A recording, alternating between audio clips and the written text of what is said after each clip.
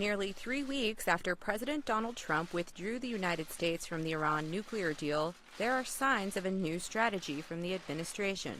Secretary of State Mike Pompeo, who unveiled a 12-point framework for U.S. security with Iran, told VOA's Persian service the goal is to hold Iran's leaders accountable to its people. So these 12 things that I listed are all pretty straightforward. We're not asking a lot from the Iranian leadership. Just behave like normal leaders. Don't loot your people. Don't waste your people's money on these adventures in Syria and in Yemen and in Lebanon and in Iraq. The list goes on. Lead your people. Build a great nation. Use the resources you have for that. Targeting companies that do business with Iran is part of what officials hope will be a more permanent solution. Senior State Department policy advisor Brian Hook told VOA contributor Greta Van Susteren.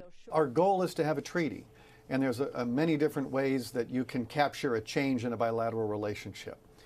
We inherited a Iran nuclear deal that isn't even called an agreement. It's called a plan of action. It didn't even have signatures. But some analysts say this new approach will be harder to accomplish without the support of European allies and partners in the region. It is incredibly difficult, if not impossible, to achieve that in a single framework.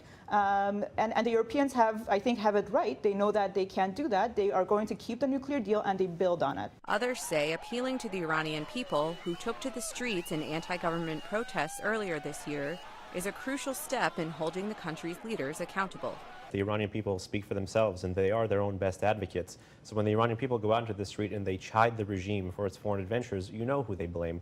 The Trump administration's latest sanctions are intended to target individuals and groups with ties to Iran's supreme leader. Elizabeth Cherneff, VOA News, Washington.